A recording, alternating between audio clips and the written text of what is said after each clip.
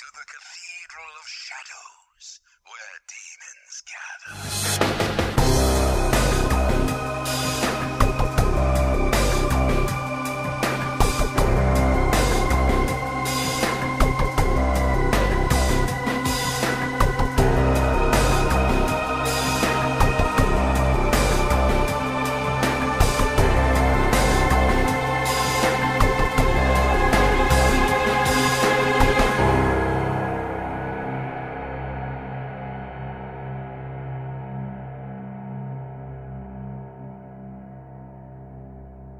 Hello everyone, and welcome to the Cathedral of Shadows, a Megami Tensei Podcast. I'm Rasen. I'm Katsu. And we are here on a beautiful summer day to podcast again. Once again, A midsummer night. you. Yeah, well, I guess we missed a week just because we were both busy and had personal things to deal with and all that. And you relocated, actually. Yeah, I am now in Tampa. Tampa, Florida. So how's Tampa, Florida. how's the weather? It's very hot, even at night. Oh man, so yeah, you've relocated. I went through some stuff which people might know about, and yeah, it's been busy, so that's why we missed last week. So yeah, but we're here now, and we're trying to get all of our shit together to recap and deliver to you on this podcast. So I guess we should get right into it. First thing I guess we should talk about is streaming stuff. I'm Yes. still streaming. I've been streaming. Hell, I think the fifth Nocturne stream is processing right now as we speak. And you're streaming a bit. Yeah, I've I've had a terrible time trying to get it to work. Then I realized, oh hey, I can get it to work. I just need to not use OBS and wait until I get a stronger computer before I decide to use OBS to stream, because it takes a lot of processing power and memory. Trying to figure out how to stream is so terrible because it depends so heavily on your situation with your internet and like your computer settings and stuff, like Yeah. or You like can your have hardware. you can have really good internet, but if you have a really shitty PC, you can't stream at all. That was my problem. Now I have my new computer and I can stream fine, so that's good. I have good internet now, but I still have a pretty casual PC. It's not a bad PC, it's just really casual. Yeah, so and like you could probably stream like NES and stuff, but it's not too hard. Yeah, Um, sure. I am streaming Digital Devil Saga, and I can stream PS3 and all that stuff. I just can't stream it in full 720p. Probably yeah, just be like 480p, which works fine. and without commentary, sadly, because Yeah. that's an issue. So that is unfortunate. But stay tuned for some casual Katsu streams then. Yes. Here, actually, I'll link your Twitch thing in the description. All right. You can just we can all sit Probably back gonna and be chill. Are we gonna be streaming Digital Devil Saga right after this podcast? Yeah. Oh, hype. Yeah. Yeah. Well, I'm at Kumbanda. All right. Um, and then I guess I'm still streaming and doing fun stuff like that, and that's all going well. But enough about us. I guess we should get into Mega 10 news. So first things first, both the Ridos are currently on sale on PS3 for $4 each, which is a pretty good deal. Did you know that Nolan North voices Rido in Soul Hackers? Yes, he does. This blew my mind, man. They actually got Nolan North to voice an anime role. How nuts is that? He hasn't done anything anime related since like 2006. It's not really anime though, because it's still a game, Yes. but It's still a game. It's not really anime, but it is Japanese. I or guess. RPG. I suppose.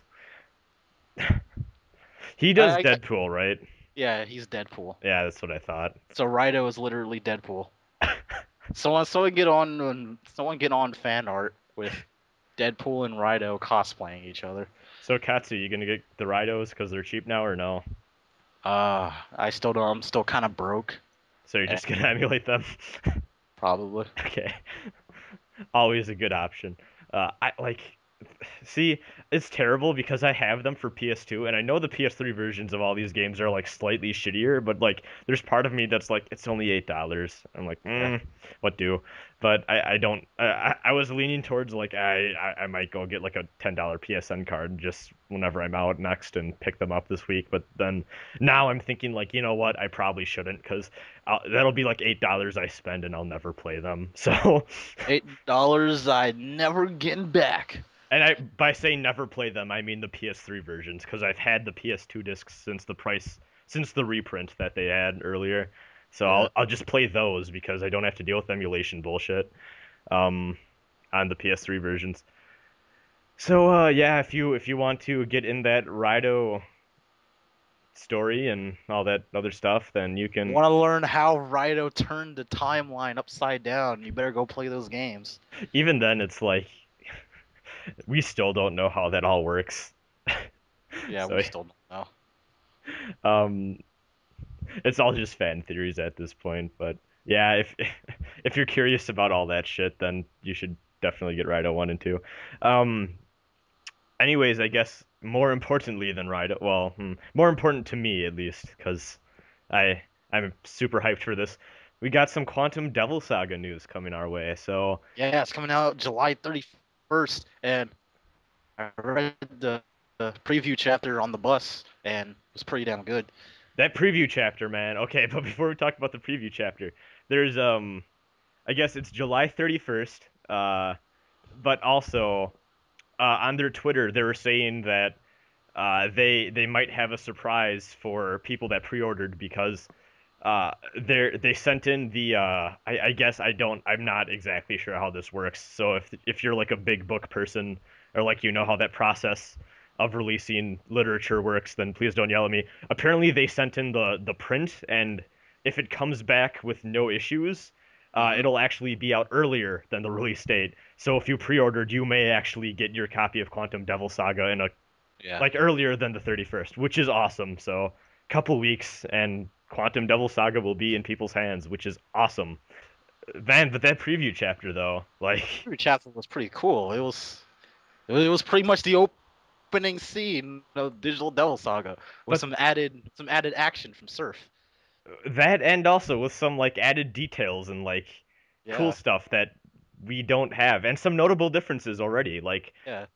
There's Karma a lot more wreckage in the junkyard than there was before, and we got some backstory on how Embryon became a tribe. They weren't always a tribe. They kind of just formed and took Maladhara for themselves. Well, my favorite part about that entire chapter is they describe it's like, well, the Embryon has a bunch of people, but really it's only like for the majority of the beginning part, it was only these 5 people kicking ass and like other people Yeah. joined them. And I'm And like, you know other what? people joined them because they were cool. That's pretty much the game though, too. It's like Yeah, only that's these the five game. people do shit. It's just these 5 assholes running around killing all the other tribe leaders and stuff. So I thought that was great, but like there's already some notable differences. Like I guess the big thing is fuck that karma temple. That isn't a thing. It's the karma church. Yeah, It's which should raise some alarm bells already. Also, the characters seem to already have their emotions awakened because they describe like Gale, he has green eyes, and everybody has matching eye and hair colors and all that stuff. So it seems like everyone's emotions are awakened at this point. I got it kind of like they were starting to like maybe a bit beforehand or like they're Yeah, like it feels like that's coming in a bit earlier than it was in the yeah, game. Uh just a tad.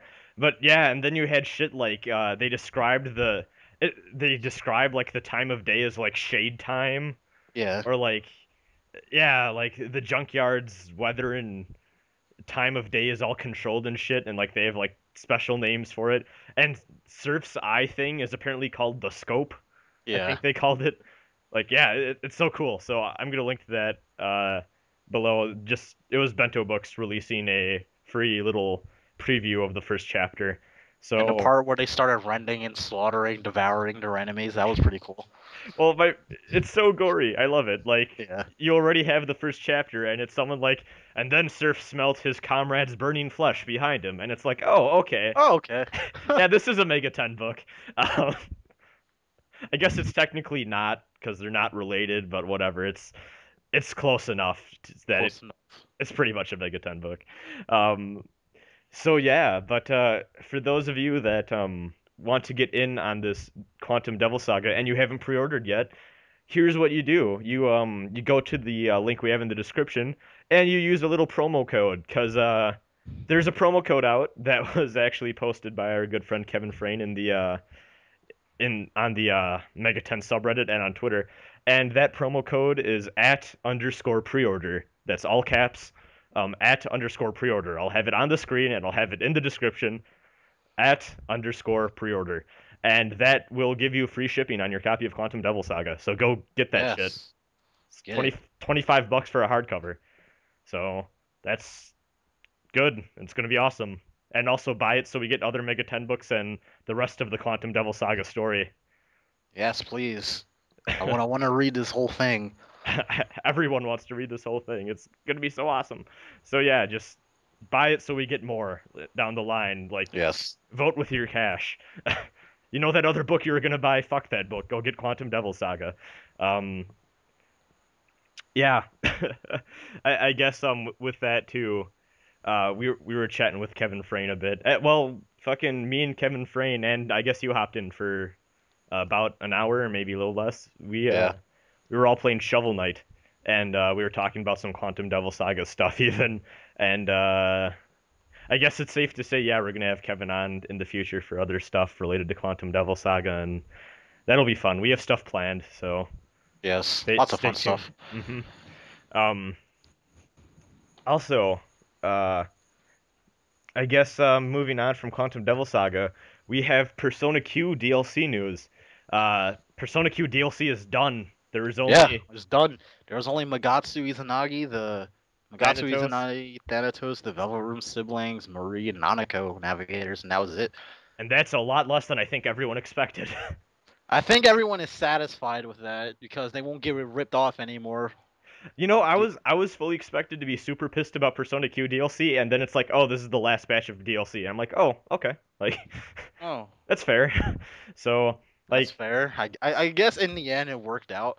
yeah, I guess we thought we were going to get much more DLC personas than what we got. I thought we were getting like a full season. We only got like 3 waves of it, and I'm like, oh, that's okay, I guess. Yeah. I probably won't buy any of it because if you look at the Japanese prices, it's like $6 for a navigator, and fuck that. Yeah. That noise. Yeah, like I'll wait for a sale, but I thought it would be a lot scummier than they planned, so that's nice at least. Um, I'm actually kind of surprised the personas are cheaper than the navigator voices, just a bit. They gotta bank on them. They gotta bank on them Japanese voice casts. Actually, a friend of mine actually was thinking of something. So all of the navigators in Persona Q have personas apparently with like related abilities that can help you out. Uh-huh. What the fuck is Nanako gonna do? She's gonna cheer you on and then give you like 5 times experience. I want her to have a navigator skill just called no fighting that like ends the fight right away. Yeah. That would be the best. Um, or like summons Dojima and he just arrests one of the shadows on the screen. Yeah. Yeah. Oh my god. Um, but yeah, I guess Persona Q DLC is done and over with. So I guess Japan's experience with Persona Q is pretty much done at this point. They're ready to move on to Ultimax whenever that comes out there. Ultimax drops next month in Japan, and speaking of Ultimax, Ultimax is region free Oh shit. in North America Yeah, and South America. and South America, In and what we don't know about Japan yet. in what is the most confusing news that It was the Atlus most has released confusing recently. news ever. We're like, is it region free in Japan too? Because that's what's really important. Like, To which what John are all the Harden what are all the competitive players are going to do? Are they going to just sit out the month, or are they going to take the risk and end up wasting $70+ for a game that doesn't fucking work? To which John Harden replies to everyone asking about copies that are outside of North America and South America with "the fuck if I know." Yeah, I don't think John or Unamba knows. The only thing they know is just that the U.S. and South America versions are fine. Yeah, so if If you live in European Europe, people are hype. if you live in Japan, and you have American PS3. I advise you to just import to be safe. Yeah, like, oh Jesus, no. What I hear from this story is that Atlus of Japan was like, fine, you guys can do this thing like once. We won't region lock it, just whatever. And John Harden and Yu Namba are just like in the office, and just like, oh my God, like pass around the beer, like we did it, guys. Pass around the beer, pass around the drugs. We did it. We made it. Now European Atlus fans won't bitch at us on Twitter for the next like month or so until something else happens. Like, Yeah, until something else happens. oh my God. But I guess other Ultimax news. Atlus has been streaming Ultimax a shit ton. Yeah, they have, and it's been pretty educational. We've been learning a lot about Risei, Ken, and all the other new characters. Well, yeah, Junpei and Yukari. You can tell they're having a lot of fun and they actually know how to play the game, Yeah. which is nice. Yeah, they kind of know how to play the game. They've been trying to get good so they can enter tournaments again. Atlus guys used to enter tournaments back in the original Persona 4 arena. Which is, I think that is hilarious because from what I hear from Capcom, like Capcom and what else, like NetherRealms and shit. From what I hear, they don't like it when their employees enter tournaments. Like they're like, just don't do that. That's kind of weird. I guess Atlus and Arxis just don't really give a shit. Like, Yeah, they don't really give a shit because Yunanbo was in he entered the run back and he was commentating on matches and stuff. oh shit, really? Yeah. That's awesome. No, but like that's just funny though because I like from what I understand, Combo Fiend, who was like a Street Fighter guy that Yeah. I guess and a Marvel player too. He joined Capcom for like working on Ultra Street Fighter 4 and shit, and fucking like he's not allowed to do much anymore it seems, and like that's kind of a bummer because he was so exciting to watch as a player. Yeah. So I think he runs commentary still, but that's really it. But yeah, I'm gonna miss Combo Fiend on stage. yeah. Hopefully he gets out at some point, and we can see what he does. Uh, oh geez, and then I guess with that we have I don't know if I can't remember if we talked about this. So I just put it on the agenda anyways. Adachi DLC, including the character and the little story episode thing He'll that be you get. free. Yeah, he'll be free for the first week, meaning that even if you don't have Ultimax or you plan to buy it soon, or you're not gonna buy it, but someone might use your PlayStation 3 for tournaments or whatever, buy them. Buy them for free for that first week. See that's the thing that I've heard because I've heard a thing like there apparently are DLC stuff that you can apparently there are parts of the PlayStation Store you can only access from a game. And I don't know if this is true, but because I asked That's this on Twitter. that's only been the case for a bunch of Vita titles. I No, don't think any but console. someone told me that JoJo's is like that with the DLC characters. Apparently you can't get the JoJo's DLC stuff unless you go through the game store and then the DLC section. That's I really that's kind of ass backwards. Yeah, but then people are saying they might do that with Adachi too to prevent everyone from just going in and downloading him for the first week. I don't see why they would do that though. Yeah, like I don't know. And then that being said, that was only what one person told me. Like I don't know if that claim is true. So that's just what I've heard. So We'll find out week 1. yeah, when the game launches, we'll know if you can get Adachi without having Ultimax or not. Because fucking there's other stuff that you can download. Like I've downloaded free shit for games that I'm like, yeah, I might buy that later, and it's free right now. So I'll get the free DLC, and then whenever I buy the game, I buy the game. I can't remember offhand what I've done that for, but I have done that multiple times. So yeah, we'll see with that. And then also, this just came out earlier today. Next, possibly the last, we're not sure yet, because I guess the rumor for a while was that Ultimax would have 4 new playable characters. Yeah. And it seems like this is the 4th, but who knows? Maybe there'll be others later down the line. Marie is DLC. Yeah, she's a DLC character. She's coming with the Persona Kaguya. Oh, really? Is that Yes. okay? I did not know that. So she will be of the Aeon Arcana. And from what From what I hear, the only real gameplay thing we know is that she's gonna throw shit out of her bag. Yes. Seems like she's gonna be a joke character, kinda, almost, sorta. I don't know. But at the same time, she might be incredibly broken, like Kokonoe was in BlazBlue. It's weird because like everyone like had their like reaction over the internet, and I think most people are The, having gen- the the general consensus is that nobody cares. it's weird because like there's a bunch of negative reception, then there's like Marie fan people being like, "Yay, Marie," and All then 12 of like those guys. and I'm over here like, okay, like until we Yeah. see how she plays, I don't give a shit because at the end of the day, it's a fighting game, and I don't really care about the character themselves. I care about what they play like, Yeah. or how annoying they're going to be to fight against using my character. So until we know that, I don't really care. Like, which sounds like weird from like being a Mega 10 fan, but like the fighting game player inside me is like, I just want to see how they play Arxis. Yeah. Arxis, please. Just tell us how. Just give us a trailer or something. I just want to know what she plays like. Uh, that being said, I'll probably buy it anyways because fuck it. Um, but I guess the real Persona 4 Arena news. I mean, like, fuck that region lock thing. Who cares about that? The big news of Persona 4 Arena that we got while we were gone is that there's going to be a Persona 4 Arena stage play in Japan.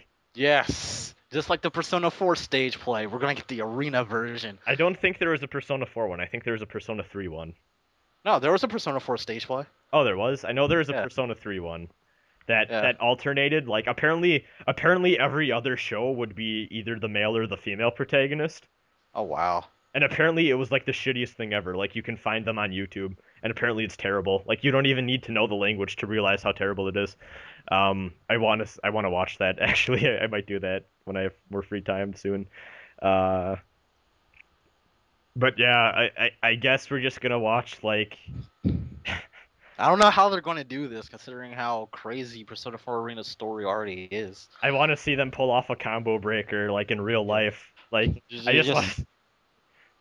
I want to see two actors beating the shit out of each other. Then one of them just explodes in like a ball of light and it's just combo breaker, burst rather. yes.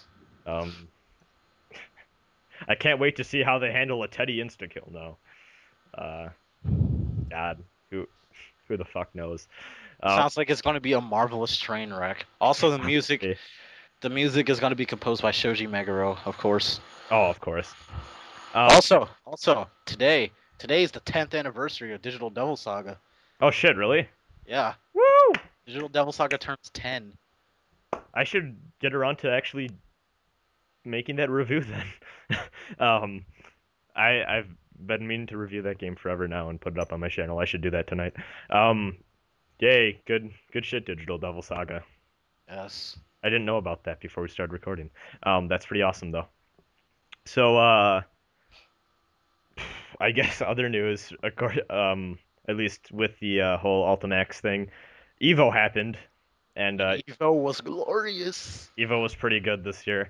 Man, Man, one of the most emotional Evos ever. dude, fucking so many like upsets and so much just this Evo was weird. Yeah. Upsets out the ass. Daigo didn't make it. Daigo Didn't make top 8. He didn't make it out of pools. Fucking no one like Daigo, what are you up to? Like what happened? What happened, man? I thought you were the beast. And apparently he didn't even get like top 50 from what I hear. Yeah. He didn't make it out of pools. That is so fucking nuts. It's nuts. Oh my god, Daigo. Damn, like yeah, like Justin Wong won Ultimate Marvel. Okay. Finally back on his throne.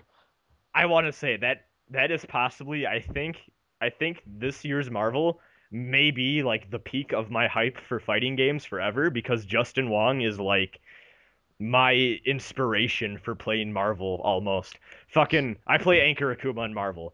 And people almost always go, "Why the fuck don't you just use someone else Anchor? Akuma's not that great. Just get good. Use top tier." But it's like, fuck, no, I want to play Akuma. And Justin Wong is the epitome of showing people what Akuma can do. And goddamn, when he did that Shoryuken with the happy birthday, oh my Oh my god. god. Oh, I like Crisis of Fate, if you are listening to this, he knows, because I was fucking in a Skype call watching Evo with him.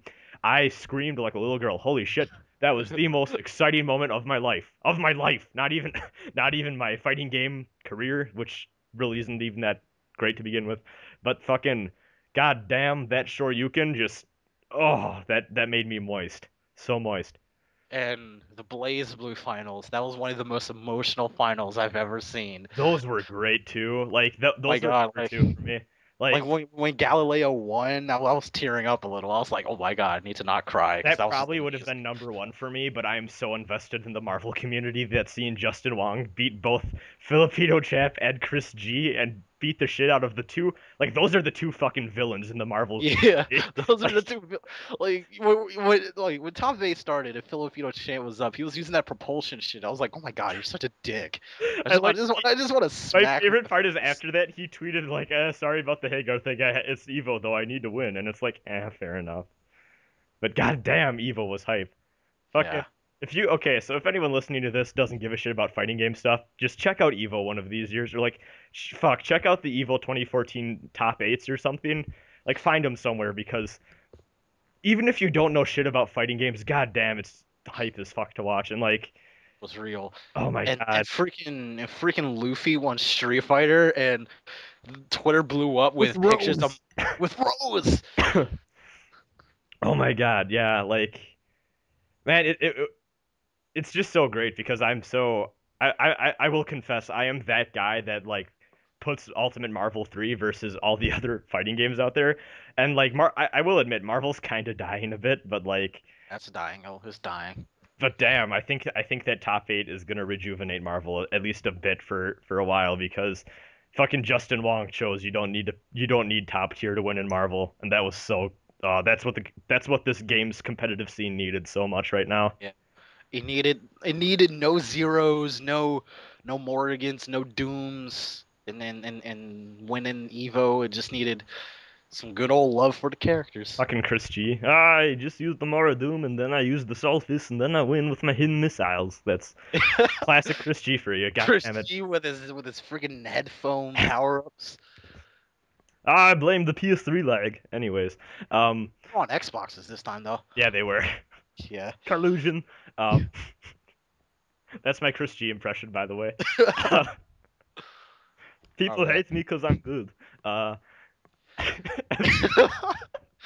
remember Chris G tried to play Persona 4 Arena. He picked Elizabeth. It didn't last very long. I just want to use the Thanatos. I'm sorry, I'll stop. Okay, so Persona 4 Arena Ultimax was at Evo, and Yeah, it was playable at the Atlus booth. Atlus was streaming until they got kicked out. And apparently, fucking, we didn't write this on the agenda, but I want to talk about it. Apparently, the S-Link guys met up with John Harden, and like, Yeah, they met up with John Harden. they just kept posting random shit on Twitter, and I'm like, oh my god, you guys are like having a blast. Like, I need to make it out to Evo one of these years. Yeah. God damn. I want to make it out to Evo next year. I seriously do. Especially if Persona 4 Ultimax is there. I want to give everyone the good old police dick. So So I take it that means you decided between Junpei and Adachi for your main, Yeah. huh? yeah, I'm gonna play Adachi. I'm Got gonna make it far with pure old character love. just like Galileo did. He's gonna be my inspiration because Lychee sucks. Apparently Lychee is one of the worst characters in Blaze Blue Chrono Phantasma. And there is a Persona 4 Arena side tourney as Yeah. well. There's a side tourney for like everything, but and Lord Knight won. So yeah, Knight won that. yeah, good job, Lord Knight. Lord Knight's a good guy. Yeah, he's a pretty cool dude. I wonder if Lord Knight remembers me. We talked to Lord Knight once for like Yeah. that vlog thing. The first time we met actually. The first time we Lord Knight. met, we talked with Lord Knight. Yeah. And if people don't believe us, I'm gonna fucking link to that video below. I consider that goddamn video Cathedral of Shadows episode 0, because that's pretty much what it is. Yeah, it was the pilot. It was the pilot for COS, was your fucking vlog series on My Naka Midnight. Did you guys ever do anything past that 9th one? No. There we go. He got taken over by COS. Yeah. I killed your vlog series, Katsu. Yeah, I'm sorry. But yeah, we me, you, Lord Knight, and your friend Glenn. Yeah, we talked about SMT Cross Fire Emblem. That was fun. Yes. I'll link to that. I'll link to that below, cause yeah, we should get Lord Knight on one of these days. That'd be fun. Yeah, You have fighting game links. You can make that happen. I Uh, could. you could. Um.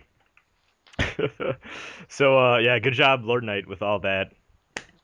Evo champ for Persona. Persona 4 Arena right now. Good shit. Good shit. Uh. Oh man, what else happened? I guess the only Unamba was on stream. He was like, "There's gonna be more to come for Ultimax," and then everybody get excited over characters, and then John Harden was like, "No," and then Oh, he that- lied. He fucking lied. John Harden lied or you not lied? Everyone John lied. Harden lied. Yeah. Unamba was like, "There's gonna be more to come," and then John Harden was like, "Nope." Fucking actually this is okay, this is the most confusing shit ever because this was even more confusing than that region lock shit. Like Ultimax is just like full of confusing updates like this. So you Namba on stream was talking like we already have one DLC character announced, more to come, and everyone automatically assumed, well, he just said more, one more DLC character announced, more to come. Everyone assumed that meant like that there'd be more DLC characters and shit, right? Yeah. So everyone on NeoGAF, everyone on Twitter was like, "Oh fuck, every there's Yeah. fucking Buzz for a new Yeah. character. Shit. I want Minato. Give me Minato." That's pretty much what everyone's doing. No, but then it gets to the point where people are like, "Wait a minute, that's not what he meant, John Harden. Can you clarify?" And actually, it's funny because Katsu, do you know who Hiho Frosty is on Twitter? Yeah. Because I tweeted a thing or whatever, and he's like, dude, I don't think they're talking about that. And I'm like, but he just said, like, more to come after the DLC character thing. And he's like, no, like, I'm pretty sure people are just overblowing it. And I'm like, Frosty, please. And then Frosty asked John Harden, and then John Harden was like, yeah, we didn't mean DLC characters. That's just the internet being stupid. We meant just, like, pre-order bonuses and stuff. So Frosty tweeted that to me, and I'm like, oh, I guess everyone was just wrong then. Yeah. And then And then I told John Harden, I was like, "You guys, you need to tell gamer journalism sites because they're already reporting it." yeah, And then it's just that's the other thing too. Like news sites weren't like, oh, there's gonna be more DLC characters, and like, yeah, Katsu, you're like, shit, John, get on this because goddamn, um, because news sites were already reporting that there's gonna be new characters and like tweeting it like it was actual news. So John Harden's like, everyone's blowing it way out of proportion, and I'm like, that's so weird. And then Marie happened. and then Marie happens like 2 days later. So And it's then like, John Harden's like, "Yeah, guys, I lied." wait, did he actually say that?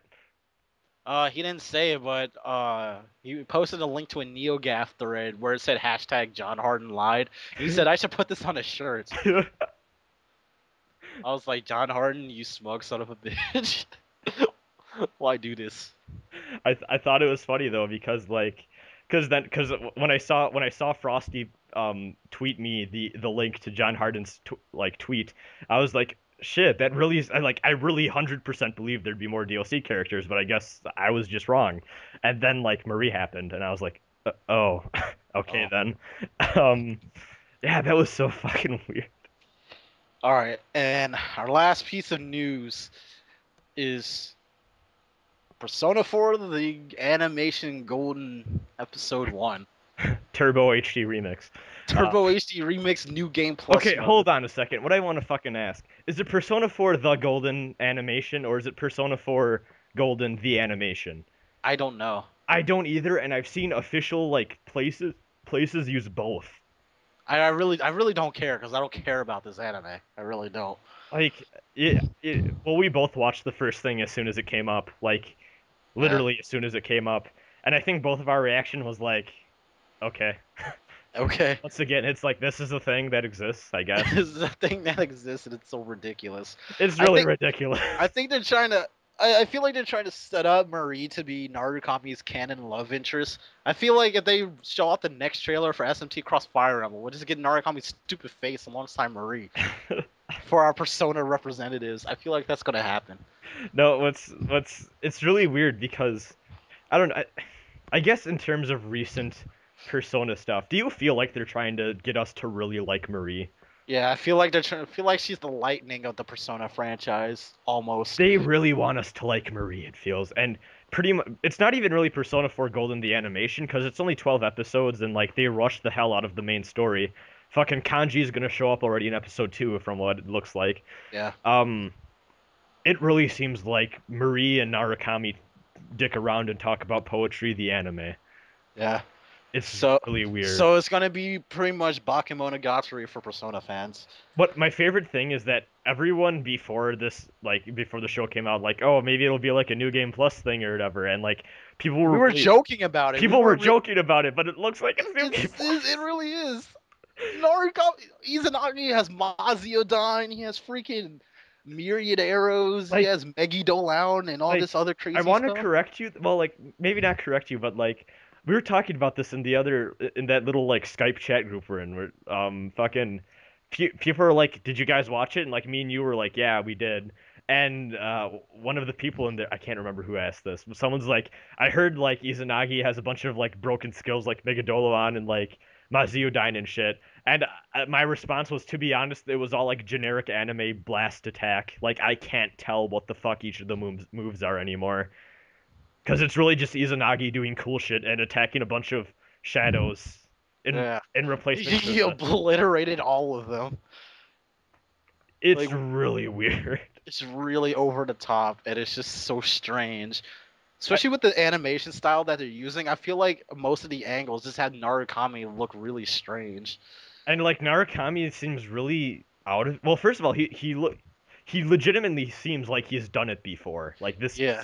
He looks like he's done all of this before. I mean, he even went up to the gas station attendant and took his hand. Yeah, it's so fucking weird. And like, the gas station attendant was a little surprised that he did that. He was like, huh? Oh, okay. And yeah, and like you just seems really confident, and I actually, okay, I'm not gonna lie, I like this personality for you a lot more than the Yeah. I didn't care for the original anime's portrayal of you. Oh my god, I really despise it. Like, first of all, it seemed really cardboardy, except for when he's supposed to be cool and like edgy, and then he was cool and edgy, and it just seemed really stupid. Like fucking This one, he's a lot more confident and sure of himself. Yeah, because he but like knows not that in he's like a dick unstoppable. way either. Like he's Yeah. just kind of a nice dude, which I Yeah. like a lot more. And also fucking, I think really that original anime is like where the whole like swag-tagonist bullshit came from. That is like literally cancer. Bro swaginess, pro Fuck, swaginess. that is literally cancer. Just Yeah. I The hate cancer that is killing the Persona fan base. I hate everyone that like says that shit unironically. They're terrible. It's so bad. But like, yeah, I like this new you a lot better.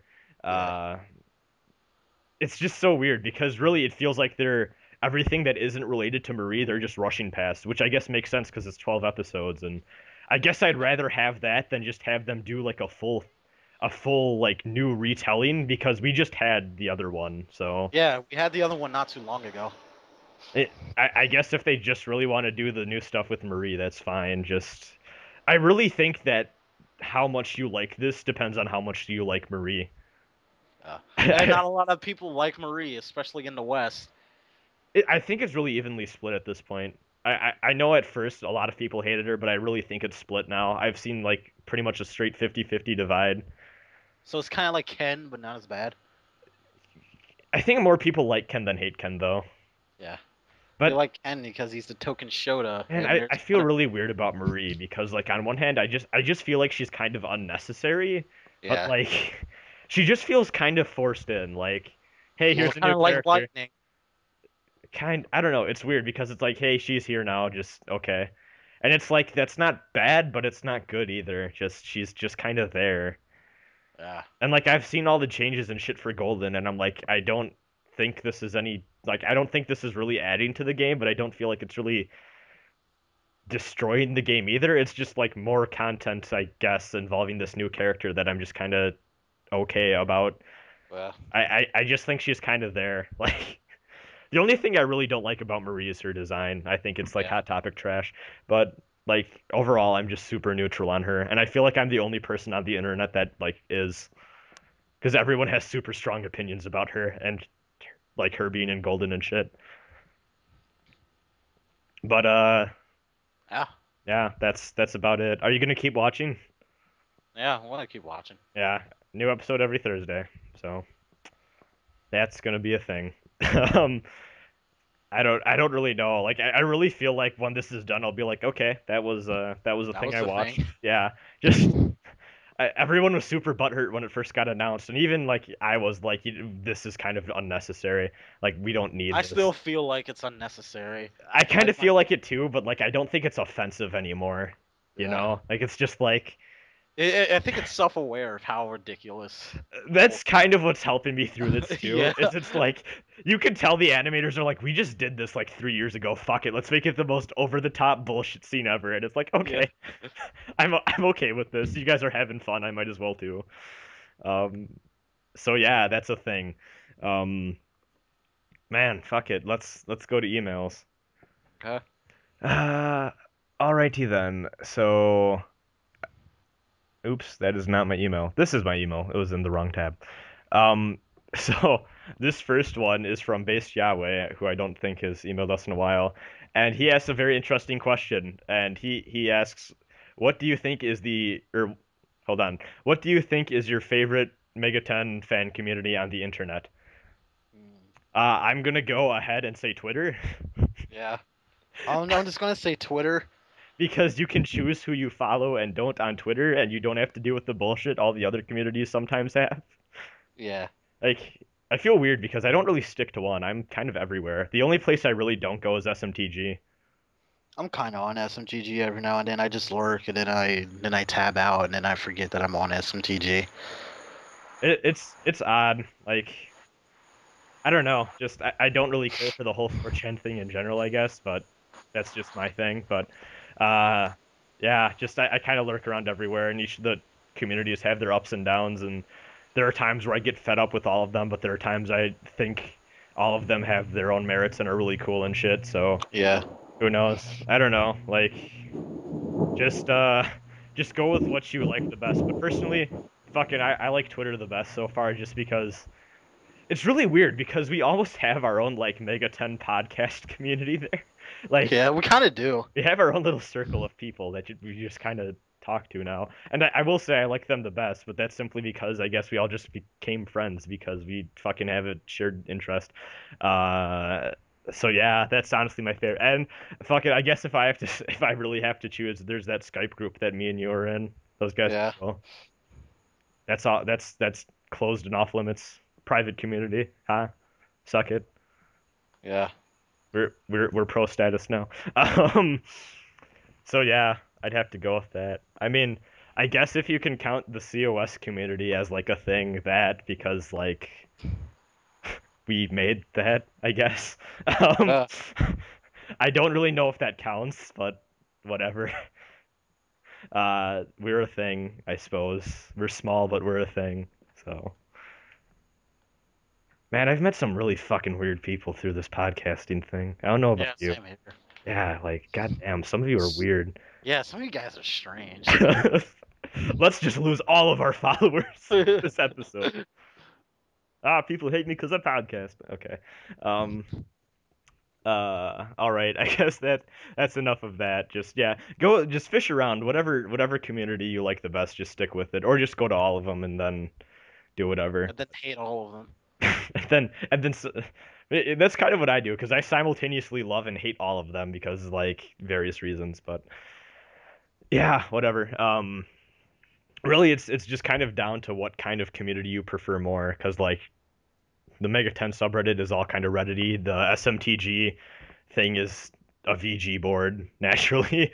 Um, DDSnet is your average smaller forum. And then there's like just other stuff, I guess. So it's really whatever you feel down with.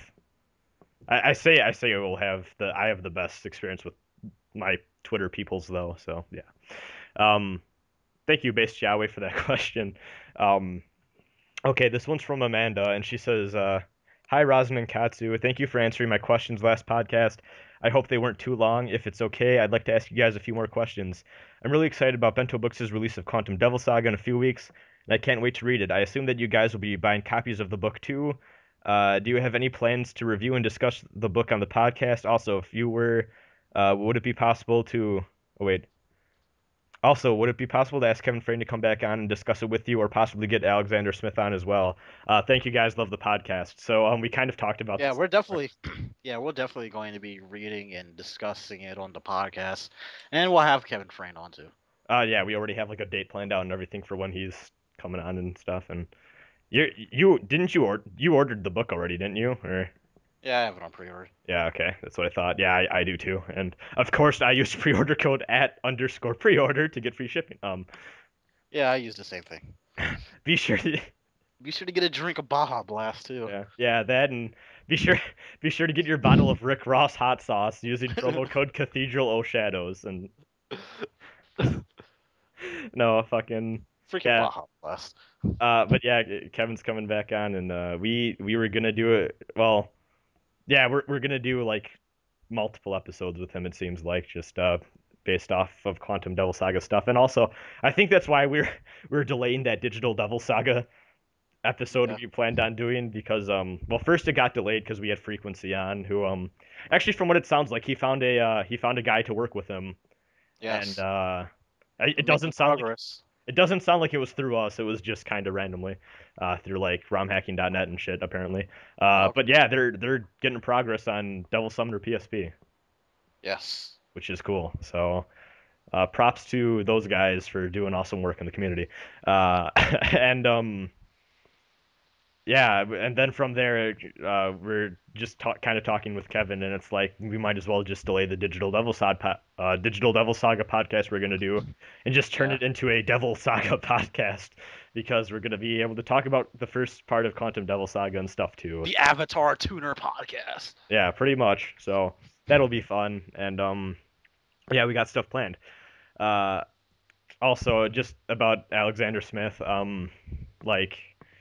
We invited him to be on whenever he wants, if like he has an open invitation, and I'm pretty sure he knows that, because I've emailed him before and we said it in the podcast Kevin was on. Like, he can come on at any time if he wants, but it seems like he just hasn't accepted the offer, and that's fine. Like, he's a busy dude, so Yeah, he's a busy man. yeah. So he's free to come on if he wishes, but who knows? That's his call, not ours. So yeah, that's about it. Thank you, Amanda, for the email. Oh shit, I just realized there's a thing I forgot to say real quick. A lot of the emails we had just got randomly cleared when I like logged in one day. So how do I put this? If you sent an email before June 30th, or on June 30th even perhaps, and we didn't read it off, resend it, because it got deleted. Yeah.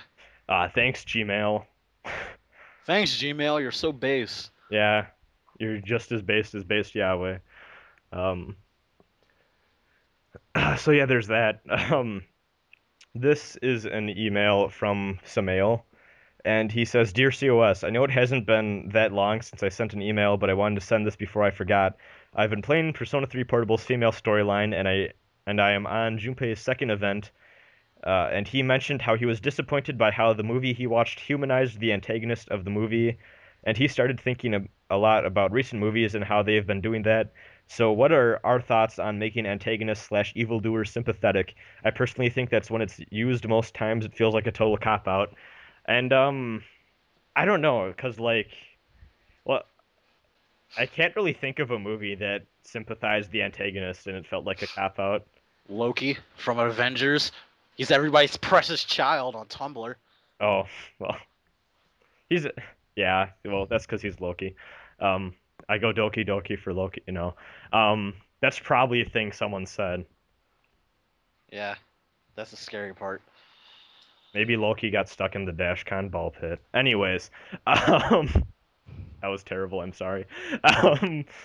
Fucking, I don't know, man, because, like, I feel like a lot of the shittier villains are just, like, the cartoony, super-duper evil, kill-everything villains.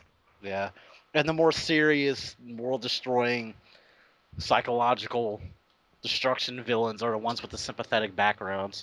Yeah, it's weird because, I guess, like, I think you can do the cartoony, super evil villains and do them well, too, because, like, look at the Joker, or, like, even Nyarlathotep is a completely evil but like they're cool villains and they're well written. Or even fucking the White from SMT4. They're not Yeah. really all that sympathetic unless you're completely batshit insane, uh, or really suicidal, I guess. But like they're well written too. But I'm struggling to think of a sympathetic villain that was written poorly, at Yeah. least from. I guess it comes from the belief that the best villains are the ones with the worst pasts or something like that. The world made them the way they are, and now they want to strike back at the world, that kind of thing. Yeah, I like that too, and I guess sometimes like I guess sometimes there are villains and like they just kind of hand wave the backstory like, oh, they were abused as a child and now they're evil. Like Yeah. if they don't go in depth enough, I guess sometimes it comes off as a little bad, but I'd Yeah. say I like sympathetic villains more so uh than just cartoony super evil villains. Like even Gundam, right? Like Yeah. everything of Gundam. Well, then again, never mind, because I guess G Gundam was not the most morally ambiguous thing in the world, but uh, Gundam generally their villains are super sympathetic and they don't really fight because they're evil. They fight because they have different ideologies or Yeah. they're fighting for their country that they've been born and raised in, and it's just their belief system and shit like that. So I don't know. I find that vastly more interesting than just good versus evil, Yeah. and I think that's part of the reason I like SMT. Same. I mean, even Persona, like there's Yeah. some ambiguity. There's some ambiguity. There's different ideologies at work, even in later Persona titles. Because even with Persona 3, when you fight Strega, you kind of learn about how fucked up their childhood was because they were forced to get personas and shit, Yeah. and they kind of were like lab experiments gone wrong. So you kind of feel sorry for them, even though they're trying to kill everyone, you know. So it's interesting, but yeah, I'd take a sympathetic antagonist over unsympathetic protagonist usually. There's a place for both, though. It depends on Yeah. the story. And then he asks, when's the next stream session? After after this gets done recording, and before this is even up.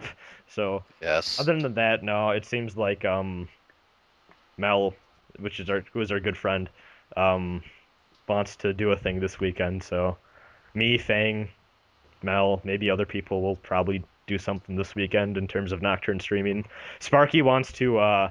Sparky actively told me to wait for him for a day where we can stream Persona 3 Portable because he wants to make fun of Fuka with me. So yeah, uh, we'll see about that whenever Sparky's busy. Sparky's a busy man, uh, or whenever Sparky's free rather. So yeah, thanks Samael for the email. We are going to move on to our next email from the Chuckception, which is the Yes. best name ever. And he says, I am a big fan of your podcast. Ever since episode 15, he's been listening, and it's one of the only podcasts I listen to. My big question is, what ending in an SMT game would you consider your favorite? Also, Shin Megami Tensei Cross Fire Emblem should hopefully soon be out, please. I think everyone wishes that, but actually, a fucked up part of me wants SMT Cross Fire Emblem to be even more delayed so I can wait for money for a Wii U, but Yeah. that's just me being a selfish prick. Um, like fucking favorite ending. That's a tough one. Mm. A lot of Megaten games have good endings. Well, I really like SMT1's neutral ending just because it by the time you get through that final dungeon, you are so fucking sick of like fighting in general that it's like it's finally time for peace and rebuilding. It's like, yeah, it better be because goddamn, this final dungeon was terrible. Um, so in terms of like relief or like really liking the ending, I enjoyed that. Hmm. hmm. Let's alternate. What would you say is yours? I really like the I really like Digital Devil Saga 2's ending. Ah! Lightning!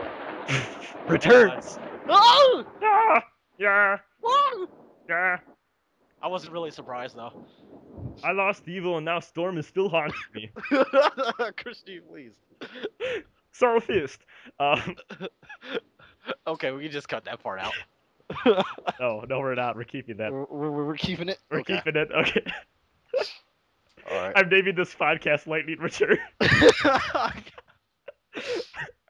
Just call it Marie Returns and just have lightning in the background. No, it's all good. All right.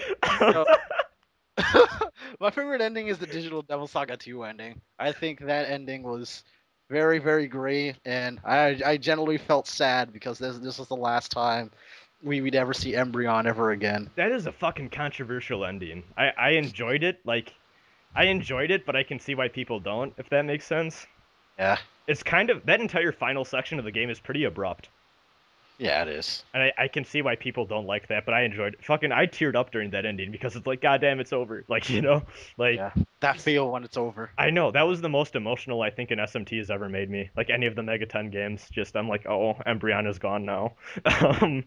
Bye, guys. So, yeah, I guess there's that. Shit. Um, I don't know what. Well, I guess I enjoy the concept, not really the execution.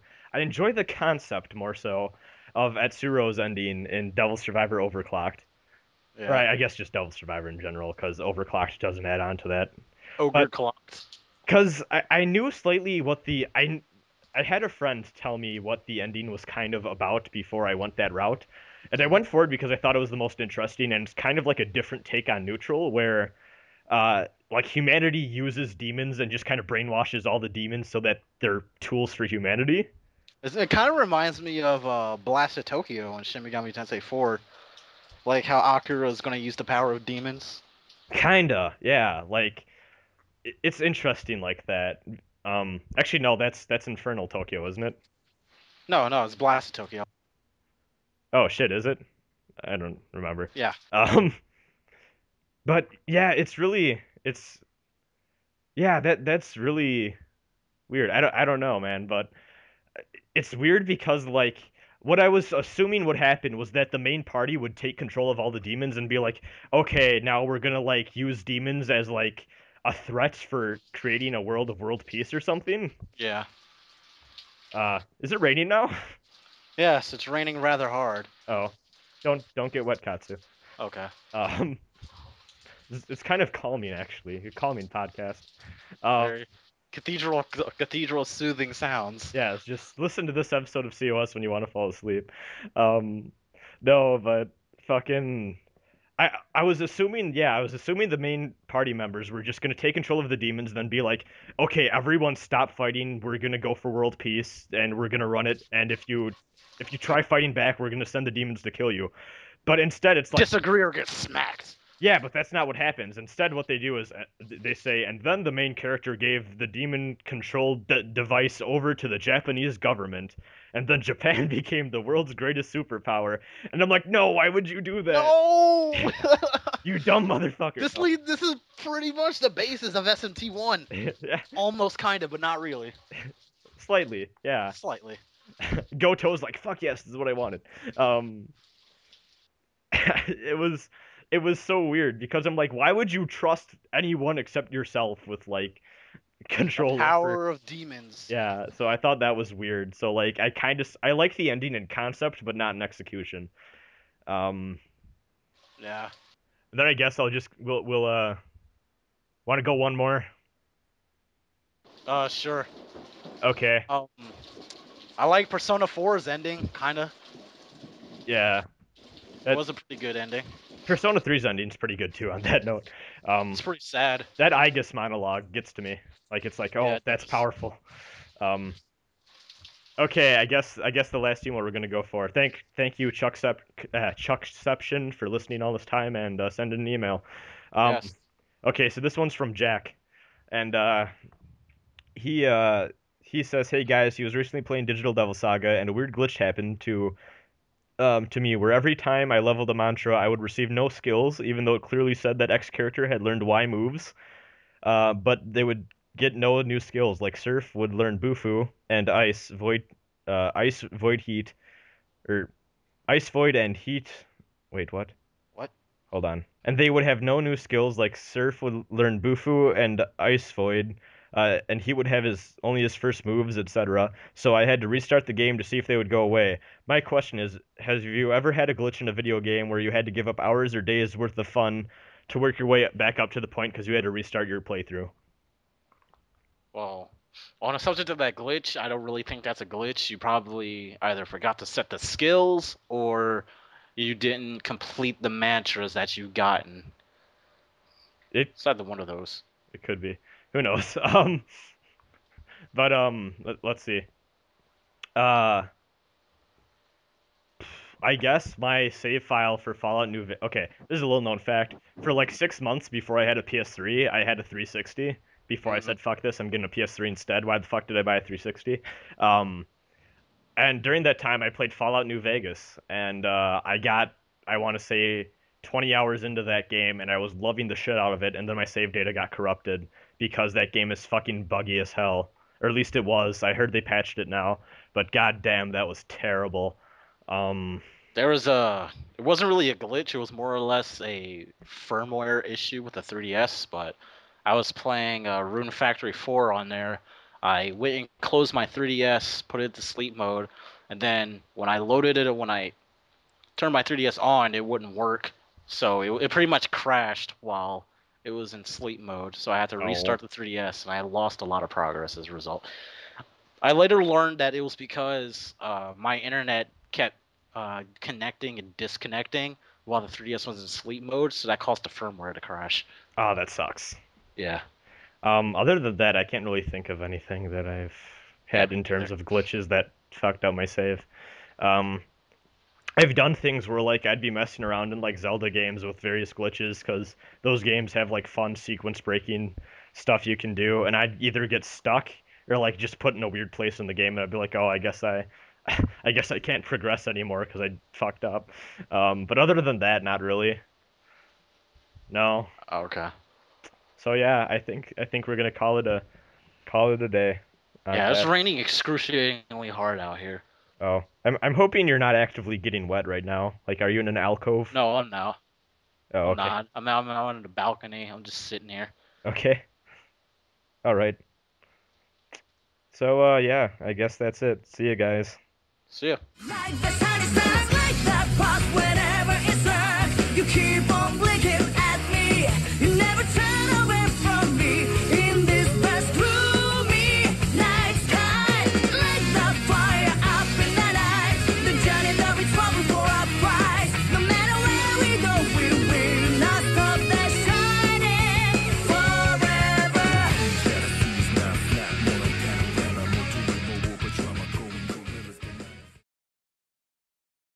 Gather demons and come again.